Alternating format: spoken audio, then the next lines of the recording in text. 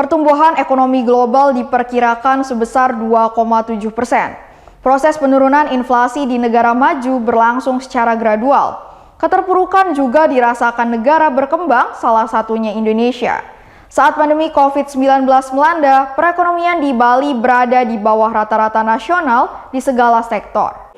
Kondisi perekonomian di Indonesia, khususnya Bali, mengalami keterpurukan dan juga ketidakpastian yang berada di bawah rata-rata nasional. Pasca pandemi COVID, kondisi tersebut berangsur membaik dan kembali stabil.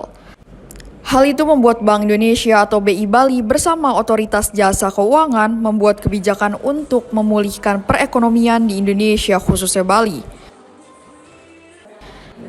3 bauran kebijakan tersebut antara lain instrumen penempatan devisa hasil import atau sumber daya alam pada sistem keuangan, kebijakan insentif likuiditas makroprudensial, dan mempertajam strategi digitalisasi sistem pembayaran.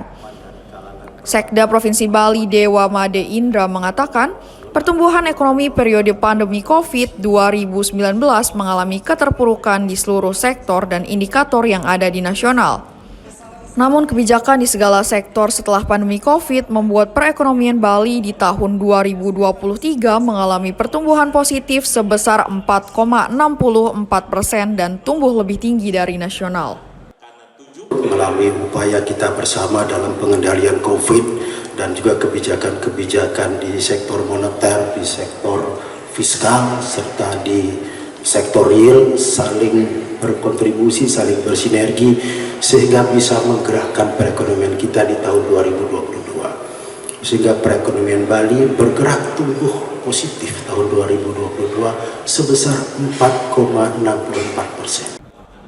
Untuk mendukung perekonomian Bali menuju ekonomi Bali yang hijau, tangguh, dan sejahtera pasca pandemi, Erwin Suryadimaja, Kepala Perwakilan BI Bali mengatakan, Bali akan menghadapi tantangan seperti diversifikasi agar tidak bergantung pada bidang pariwisata, kemiskinan ekstrim dan lapangan pekerjaan, alih fungsi lahan, dan pariwisata yang berkualitas. Tantangan tersebut harus didorong dengan ekosistem perekonomian pariwisata yang saling berkaitan dari budaya, makanan, serta pertanian di Bali agar terwujudnya perekonomian Bali yang hijau, tangguh, dan sejahtera. Erwin menambahkan langkah kecil yang harus dilakukan adalah terus mendorong UMKM di Bali agar memperhatikan lingkungan seperti mengurangi sampah sekali pakai dan industri makanan yang sehat secara berkelanjutan.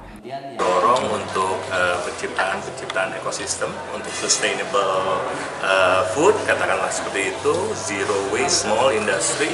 Saya rasa itu merupakan sebuah cara untuk kita terus mendorong ekonomi hijau. Di samping itu, Bank Indonesia juga dengan melalui kebijakan makroprudensialnya memberikan insentif untuk penyaluran kredit ke sektor hijau. BI juga mendukung UMKM dengan memberikan insentif untuk penyaluran kredit ke sektor hijau dengan kebijakan makroprudensial yang membiayai sektor-sektor tertentu, khususnya ekonomi hijau.